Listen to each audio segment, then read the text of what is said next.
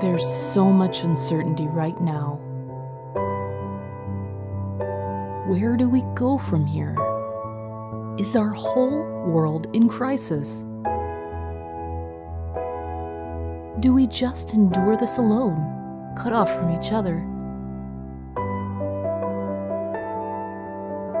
Even though we had the time to pause, reflect, and concentrate on what's important, we wonder about our personal finances, our economy, our businesses, and our careers. This isn't going to be easy. It's going to be difficult and hard on all of us. Yet, we're all in this together, and we can now direct ourselves, lead ourselves, and grow ourselves. What if we did this as a community, socially distant, yet together? Online, at home, starting new businesses, serving new needs, building new paths.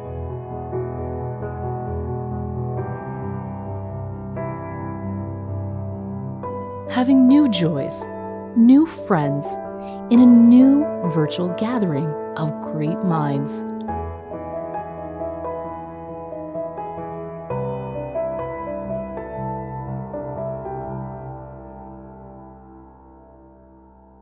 A new beginning. Let's make it. Together.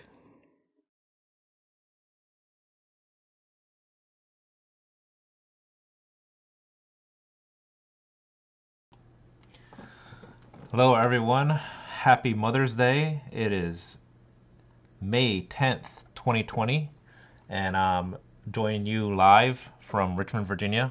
Hopefully you can hear me. I'm going to do an audio check one last time because I finally figured out that one problem I had. I just turn on the display capture real quick.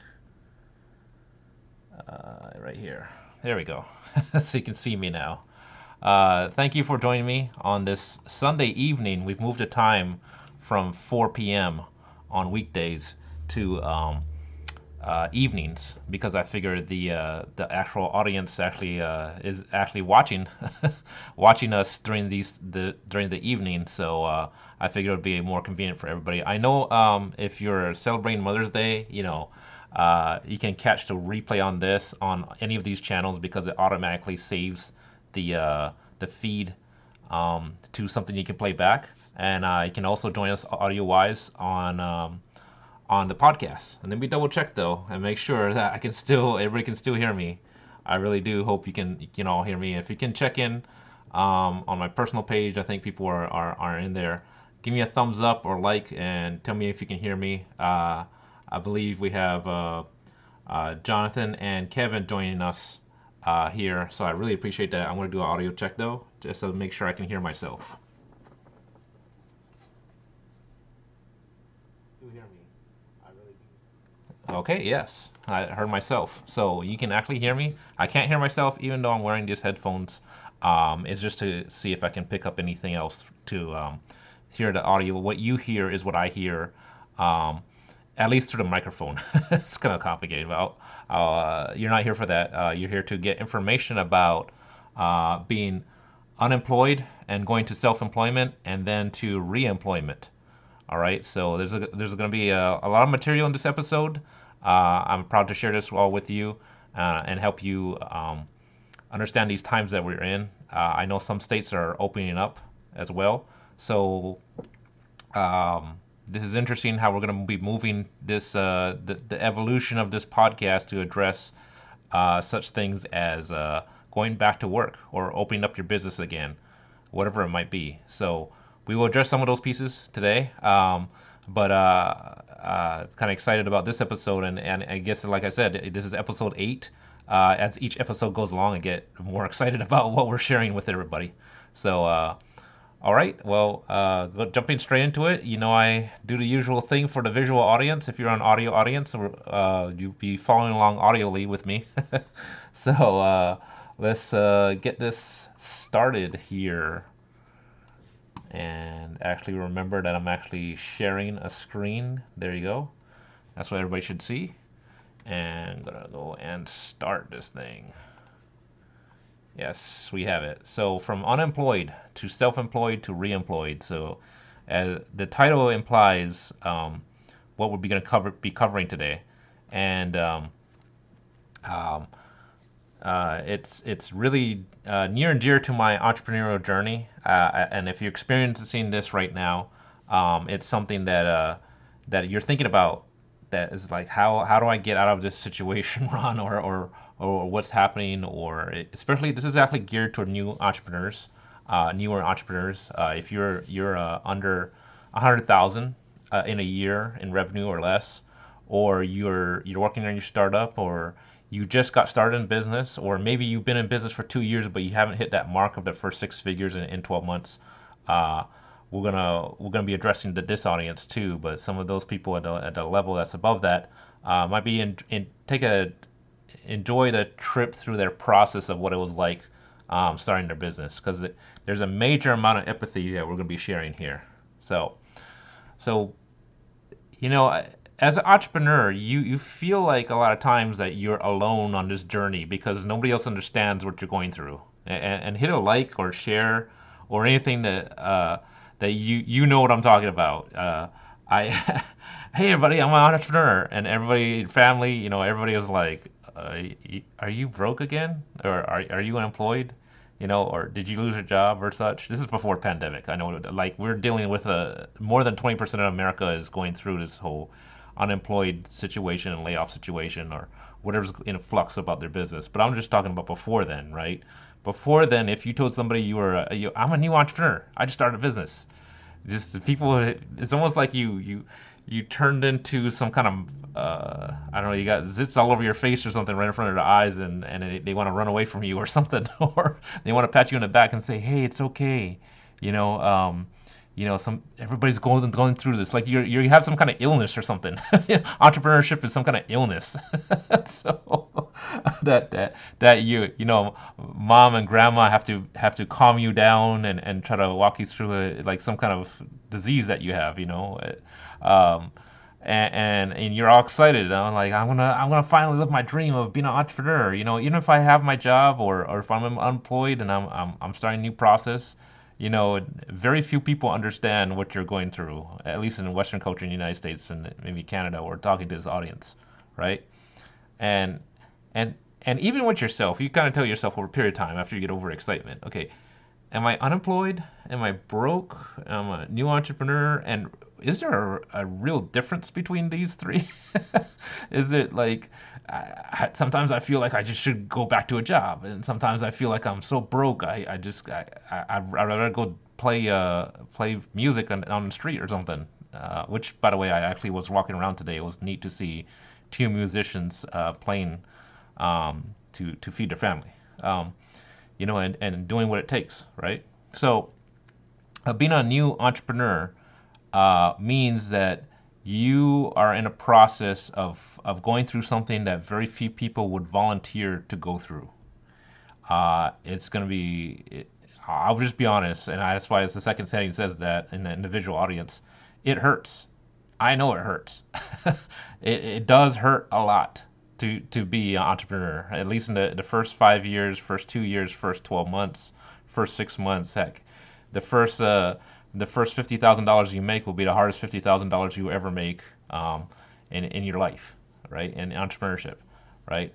Uh, the fear and excitement are there. It's weird to have both emotions. When I walked away from my job the first time and walked away from my job the second time, I there was an immense amount of fear and excitement, like an astronomical amount. It was like shaking, like you're shaking with fear and excitement at the same time, right?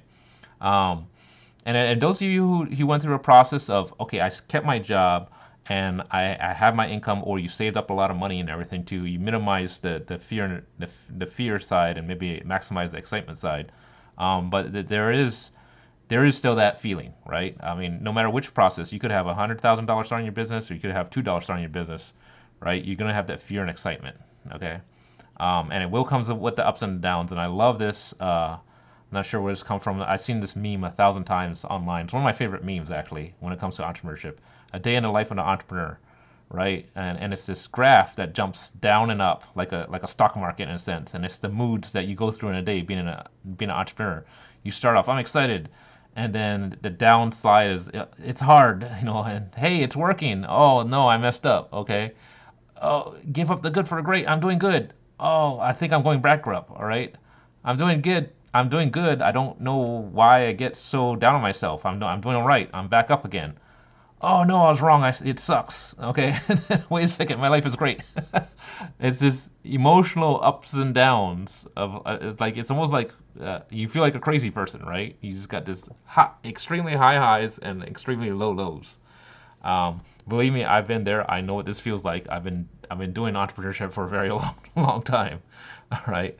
Um, but I want to tell you, down the future line, after doing this for 10 years, you start to get used to it, and then you kind of build this kind of median for yourself, this emotional median where you're just kind of like, you just have this, it's not a flat line or plateau, but it's just like, oh, cool, there's some good stuff happening and some bad stuff happening. There's some good stuff happening and some bad stuff happening, and you're just used to it. It's like seeing the sun and the moon arrive in the sky, is this constant thing that happens. Something went wrong. I was expecting something to go wrong this week, or something went great. Hey, we hit a major goal that we were working on for past 3 months. Great. And I take all this information in at the same time as the entrepreneur, and my emotions are kind of like stable now. But it wasn't in the beginning. It was all over the place, right? Um, and that's where I want you to know, here in the GritCON community, there are experienced entrepreneurs who have experienced the worst of the worst and the best of the best through their processes, and they have extreme empathy for where you are right now. Okay. Um, there's an entrepreneur in a GritCon group who's well into the mid seven figures or eight figures or so, and he has extreme empathy for all the people that are on their journey, and watching themselves get kind of dented by this pandemic process. Um, I see it, and I have empathy for people. I tell them on comments, and they might post about it on Facebook, and very few people can, oh, okay, hey, try to be positive and everything too. And I have this this experience base that I can speak to, and they understand that I know I'm coming from a place of experience, and it's what we want to share with you, you new entrepreneurs, is that what you're going through is part of the process. Matter of fact, the definition of an entrepreneur, according to Merriam-Webster, is one who organizes, manages, and assumes the risk of a business or enterprise. Straight out of the dictionary. Assumes the risk. This is a risky thing to do. Entrepreneurship. This is a financial equivalent of skydiving, cliff climbing, of a extreme deep sea underwater scuba diving. This is a risky thing to do. Maybe not for your physical body, but for your financial being or your family finances. This is an extremely risky thing to do. You will. If anybody has not lost money as an entrepreneur, I want you to comment or like or heart or something right now and tell me you've never went through a process where you lost money as an entrepreneur. Okay, I want to hear this. I don't see any buttons popping up. So, and I do challenge you. And if you don't want to reach out by the public forum, reach out, and eventually we'll put up our phone number. But there's ways to reach out to us if you want to do it in private. You can message any one of these business pages if you're watching that, or whichever it is. One of the process, get with us. Tell us if you never lost money or you never had a failure in business. We want to know who you are. I bet you nobody will, because everybody has gone through this process. Okay, so. Okay, so Ron, we talk about the problems, and usually I have a picture that's, my second slide is always a picture of the process. I don't want to have a bunch of sad people and holding their heads and a bunch of people looking down and being glum and everything too. That's not a message I want to put out there visually today. So there's going to be very few photos in this visual presentation. But for the audio audience, just think about in your head, I honestly say, this is the first time I'm saying this, but I really do feel this in a public forum, that as an entrepreneur, you're gonna have that one good cry. You will. I mean, I bet you, what was that? Jocko Willink, the Navy SEAL, super badass. Been through Iraq War and everything. Hey, if anybody knows Jocko Willink, let me know. I'm sure he had one good cry as an entrepreneur, and his business partners or something. Even though he's a super, Navy SEAL badass, everything, upper body strength and everything. I'm sure every one of us has. We don't want to admit it, but we've had it. Okay, it's every one of my mentors has had it. Whether they were 7, 8, 9, 10 figure, whichever, they had their good cry. All right, you're gonna have it. I had it. Okay, so it's just part of the process, like I said before. Now, okay, what do we do about this, Ron? Okay, we talk about this problem. Let's talk about the solution. Let's address the solutions. Ron likes to talk about the solutions and fix it. Um, One of the things that I found is the big thing is the body mechanics of business. And I don't mean like, when you work out push-ups or sit-ups or anything, body mechanics. I mean like, in a sense, a weird kind of way, the body mechanics of the habits that you build. And I heard this from one of the people I listened to when I was a new entrepreneur. It said it takes 21 days to build a new habit. If you do the same thing over and over, maybe even at the same time every day for 21 days, it becomes part of your being. It becomes part of your body mechanics. You will instinctively start to do these things. A lot of the habits you have, for example, brushing your teeth, whatever it is, showering a certain way, whichever, showering a certain time of day, the way you put on your deodorant. Studies have found that people soap their bodies in the same format they've been doing for years, and they don't really think about it because it's part of what their habit of what they do. So when they're in the shower, right? So 21 days of a new habit. You may force yourself into new habits. You may force yourself, and this is an incredibly hard thing to do, is force yourself to do things in business that are healthy and good for it, but they are extremely uncomfortable for you to do. So, what could those things possibly be? Making phone calls, marketing, building, selling, passing out business cards if we were in an environment we can do that, or in this digital process, reaching out to people, commenting back, join business forums, business groups, being a part of it, maybe making lives in that group if they let you, putting out information, right? Changing up your thinking process, and this is an ongoing thing. And I was actually reading something. It was perfect timing today for what we're talking about. This changing up your thinking process and changing up your body mechanics and creating new and good business habits is an ongoing thing that will probably never end. I mean, it will just keep on going for you. Changing up your thinking processes, working outside your comfort zone, building new and good habits in itself is a habit that you need to build, right? So, for example, one of the biggest ones for me, it took me forever to build this habit in me, was to get into my production zone every day. I remember entire times going from employee to business owner where I couldn't manage myself. I couldn't tell myself to do things. It was like it's this mission impossible to get run.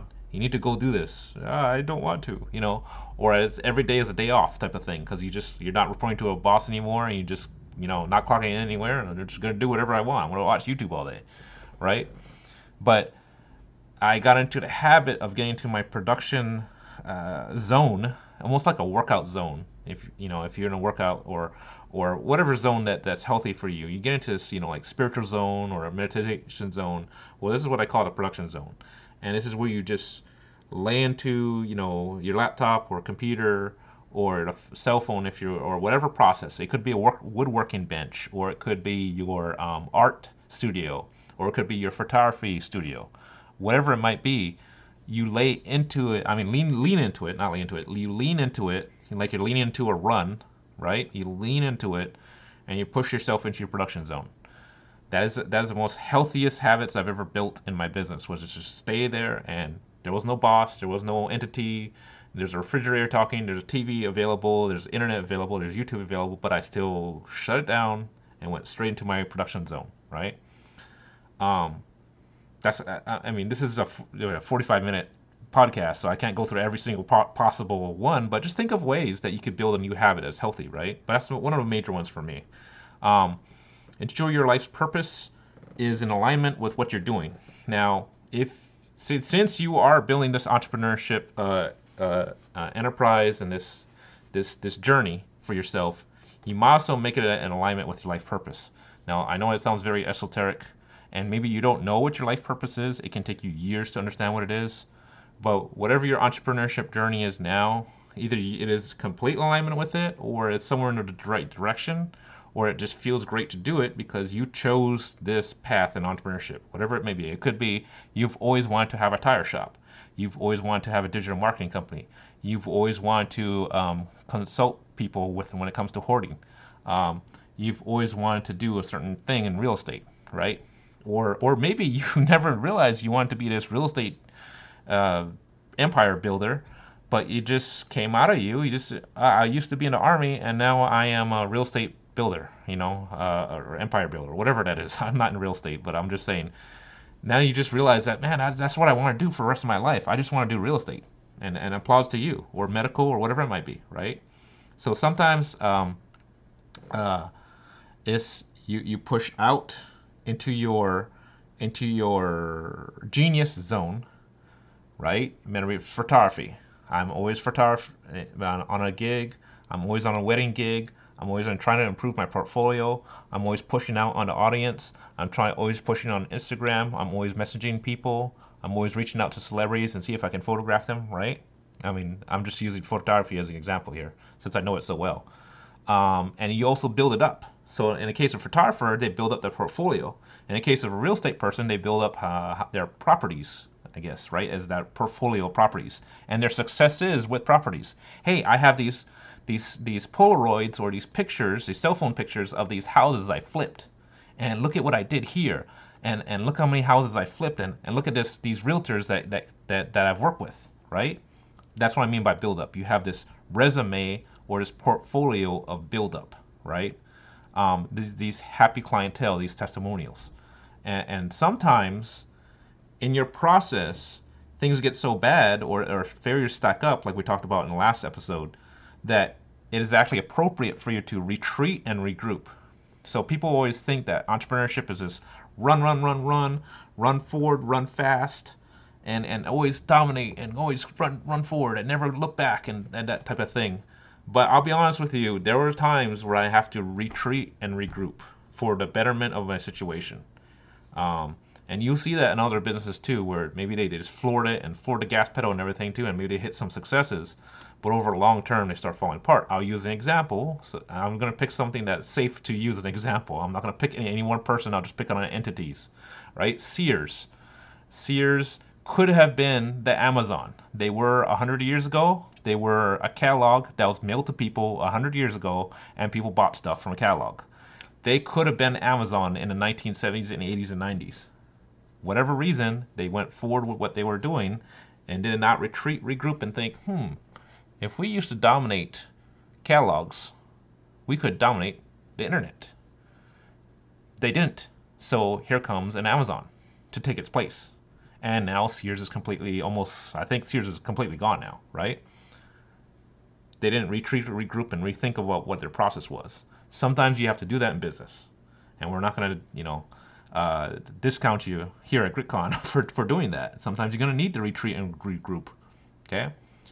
But always move in a direction, either moving forward or moving backwards. And this whole moving backwards thing is kind of, in a sense, can be very appropriate depending on situation, okay? Even going back to a job, even going back to a 9-to-5 job when you retreat and regroup so you can build yourself up again to move forward again on your second run. Sometimes entrepreneurship is a wave. It comes in waves, and then you hit it on your second or third or fourth try. All right? How's I doing on time? Not sure. It's kind of hard because I started at 7:30. Okay. It's hard to tell when my 45-minute mark is. So how do you build up, Ron? Okay, Ron, you talk about this build up and everything too, and we're going to have to pick that out of this, 45-minute discussion. So how do we build up, Ron? Well, in a digital space in 2020, in the middle of pandemic, you ought to be thinking about one word right now, and that is the word called organic. I'm a digital marketer. Ron is a digital marketer. I own a media company, and I start off all my businesses with organic first. Even though I'm a digital marketing company, I started organic first. Okay, organic is where I really got good at building an audience with, and I'll describe. I have to jump forward just one point. Hold on, let me jump forward just a. Organic means channels of non-paid advertising. That's what I mean. If you're wondering what the heck that Ron has the definition or meaning behind, organic means channels of non-paid advertising, free or next to free. So we're going to call this organic marketing. If I say organic, I mean organic marketing. I don't necessarily mean the Whole Foods or stuff at a grocery store type of organic. Okay, so and this will happen with every one of my customers in the digital marketing space. I will look at their organic first. I do. You have to have a decent organic something in place, organic business, or, organic marketing in place for there to be any measurement of success when I start working with you in digital marketing. And that goes for yourself too as a business. You should build organic following. Now, we're going to talk a lot about digitally, but in a lot of cases, digital may not actually be that appropriate for you, and I'll discuss that here. So, depending on your business, okay, I know I'm talking to almost every business out there, so um, I'll show you an example here. If you are a sewage treatment plant business or sewage treatment business or something like that, you may not want to have a podcast. I'm just going to throw that out there. That's an easy one, right? People don't want to hear about that on a podcast. And if you're, say, for example, my mentor said a dentist, you may not want to get a podcast because people don't want to hear about mouths and teeth all day, on a podcast. There's not something they're going to subscribe to. What they may subscribe to is building, and subscribe to in a different way is if you have newsletters, right? Or if you have mailers, or you have non-digital means of organic building of your audience or your clientele base, okay? I'll use an example of non-digital organic means of getting sales. The HVAC company I choose to do business with. I just replaced the HVAC in our home that's been there for 35 years. I'm thankful it lasted that long, but it finally broke after 35 years. And the one company we decided to go with was a company that we were already doing business with to fix that 35-year-old HVAC. And we got a nice newsletter mailer from them in February that had a special to install brand new HVACs in March. We already have been doing business with them for over 2 years. We love them. They have great customer service. They send a repairman the day of, whether it be Saturday or Sunday, they send a person and they show up the day of a situation to fix it. A long history of good experiences with them. That newsletter threw me over the edge to do business with them, me and my wife, to do business with them. And they're a great company here in Richmond, Virginia. Okay? I gotta speed this up because I know I got a limited time. So, that is an example of non-digital organic. But for most of you that are listening to this, you probably have some kind of digital business, right? So one of the ways I want you to hear about or look at to build organic following quickly in a short period of time is to use what's called the 30, 60, 90, or 365-day challenge. This is where you post a video. Usually a video is most effective at doing this. Or you post, if you're a completely introverted person, you post a picture of yourself doing something, or you post something of value, written wise, maybe not a picture. You post daily, nonstop for this period of time. This will grow your organic following on social media or whatever social media platform. If you do it on TikTok, you do it on Periscope, you do it on Snapchat, you do it on Twitter, you do it on LinkedIn, you do it on YouTube, you do it on Instagram, and you do it on Facebook, right? Do some kind of daily challenge. Do some kind of daily frequent posts.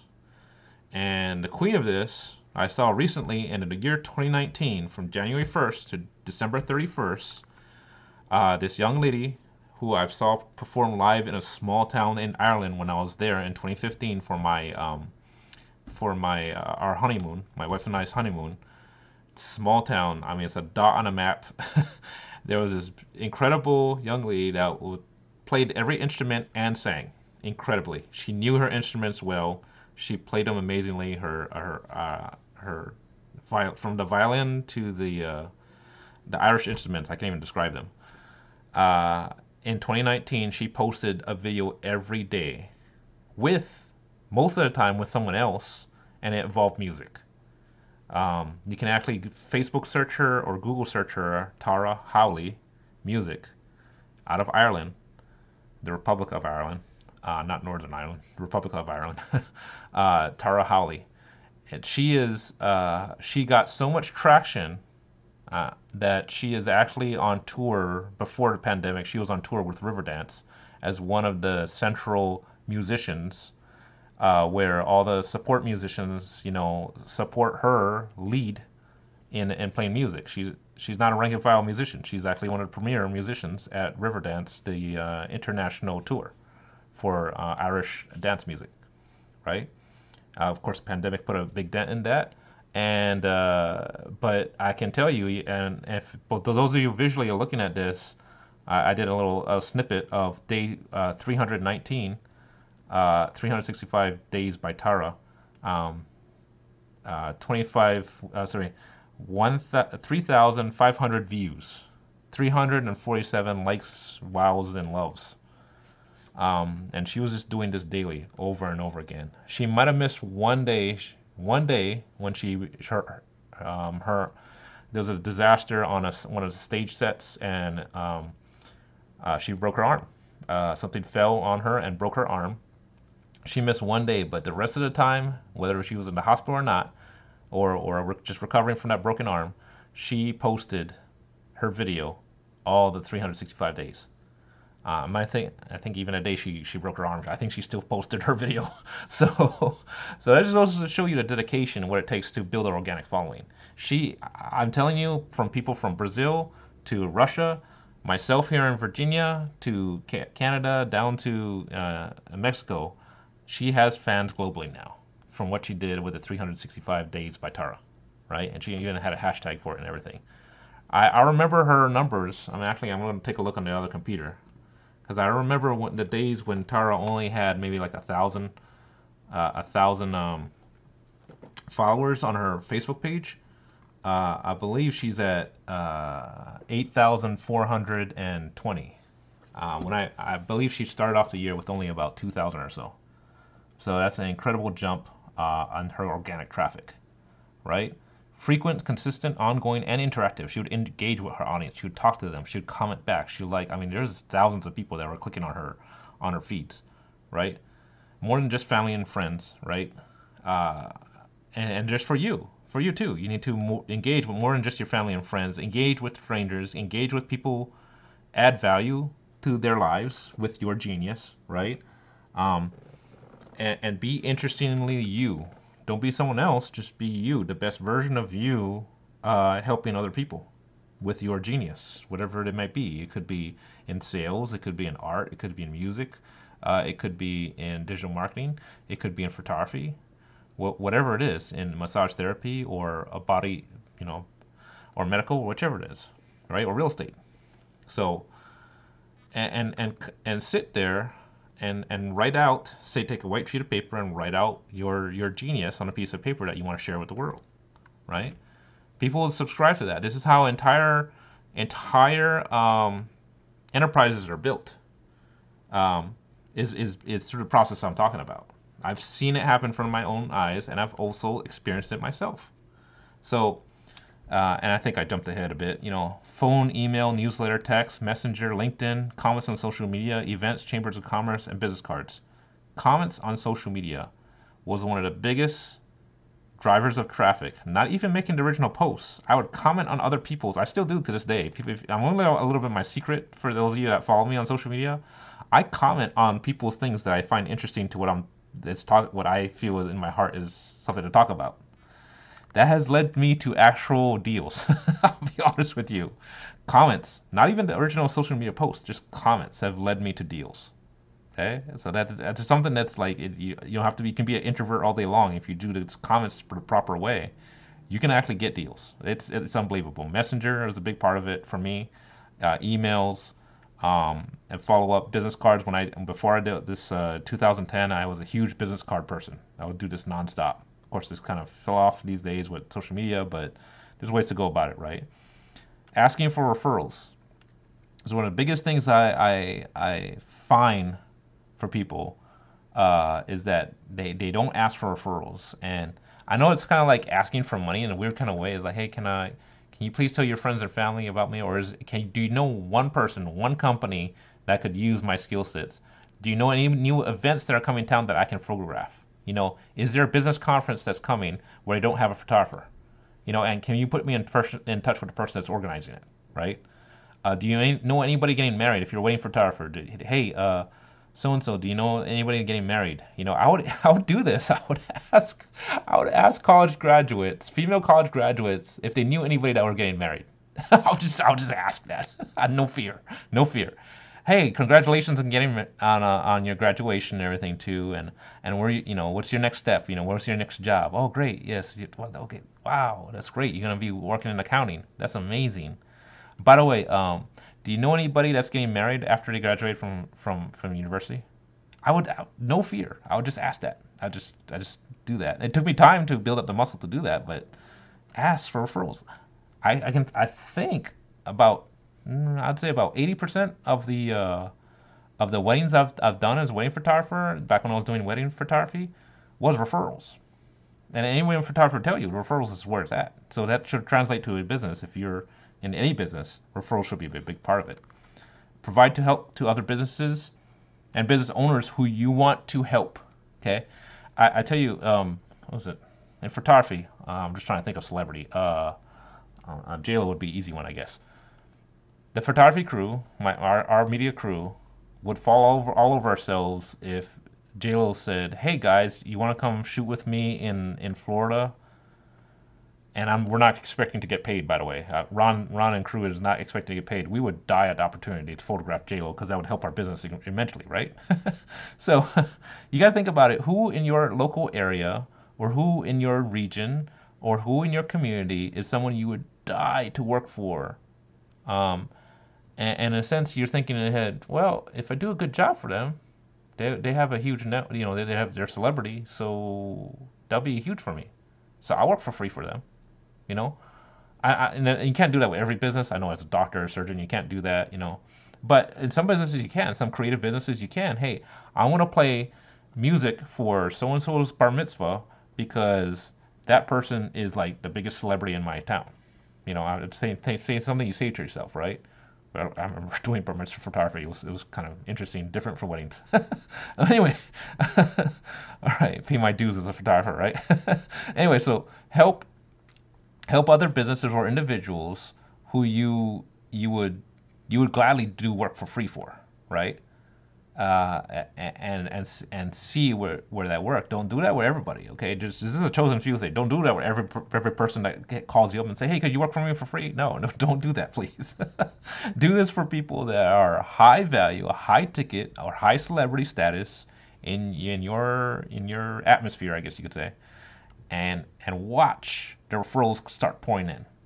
I think there's a story of a wedding photographer, great in Virginia, where he did NFL photography for free, and then an NFL star invited him to photograph his wedding. I don't know if he, maybe he got paid a little bit or something, but once he got that one NFL star and photographed that wedding, he started to do almost every NFL star's wedding photography. So that's a huge thing. I think he built his entire business off of that. So, um, uh, and I think I mentioned that already. Not everyone's going to be appropriate for every channel. Maybe mailers are not good for wedding photographers. I can tell you right now, it's not. Not the flyers or something, but an email newsletter could, because you're keeping in touch with the brides and such or couples that you stay in touch with, and you can turn their stories of their marriage success into a newsletter, right? Uh, and so chambers of commerce might work for trades, but it might not work for in your region for your genius. But, ask around. That's why there's a community here in GritCON. Ask around. And I realize how dark it is. I'm glad you're not looking at me because you can almost not see me anymore. So I'm going to have to turn on some lights. And I'll be a complete orange when you see me again. So, all right. So moving this along. Okay. So the entrepreneur journey, my personal entrepreneur journey. Uh, in 2019, I started photography with a studio while I was active duty in the Navy. I did so well with it at that time period. I thought I could just leave the Navy and do photography. I mean, I was shooting for newspapers. I was just shooting for magazines. It was incredible. And in 2012, I left the Navy, and then the same year, my studio failed. My complete photography business completely fell apart. So here I am with no Navy paycheck anymore. And in 2013, I was doing the only job I could find at the time. I mean, I could do other jobs, I guess, but I really wanted to understand business and sales, so I stuck with commission insurance sales. And I collected, towards the very end of it, the last few months, I collected unemployment because for some strange reason in the state, if you were out of the military, you still qualified under 18 months for unemployment insurance at that time. I'm not sure if you still can. So I was getting that bad when I was that broke, as entrepreneur and trying to do photography here and there and commission sales. I was so broke, I went on unemployment, and part of unemployment was that you got to look for a job. So kept on looking for a job nonstop, and in 2014, I landed a job at an electronics manufacturer plant. Head down, entrepreneur wise, head down, like, oh my God, I screwed up so bad, I got to go get a job now, right? But I got a decent managerial job, low level, frontline leader, second line leader, whichever you call it. Um, Not high up there in the management world, but still got to be at management meetings, and a position where I could actually go around to every division and every department and every business unit. And I actually made a study and took notes on what every department did, top to bottom, through the entire company, through the entire enterprise. And the parts of the company I couldn't reach, I would talk to people in that department when they were visiting my office, and I would take notes all day long. Well, not all day long, but I mean, enough that I knew, because I wanted to have my own enterprise, my own business, bigger than just one person or two people. So some of the experiences I gained from having a 9 to 5 job led to my entrepreneur success now. Okay. So in 2016, I restarted my photography business because I learned all these lessons in sales and corporate world. And I also went to Penn State University online campus, digital learning process. I have some great classmates. I still want to get in touch with them. And there's some great people I never met in person, but I have some great digital relationships with. We stay in touch over the years, right? And I restarted my photography business, and I got way better, not only at photography, but the business of photography. I started to make more money again part-time. And in 2017, 2018, I started these, interesting enough, GritCON and White Box Media is an offshoot of my original photography business. So you are listening to what was an offshoot of my photography business. That's a long story. That's a different episode. And then White Box Media is a logical evolution of just a photography studio growing into be a media and digital marketing company. And I left my job in 2018. So 2 times I left the job. 2 times I went for entrepreneurship. First time I failed.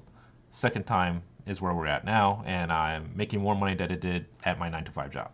So pretty happy about that. This is the process of you're going through your process. You don't want to take as long as me, or if you do, or if you take longer than me, that's fine.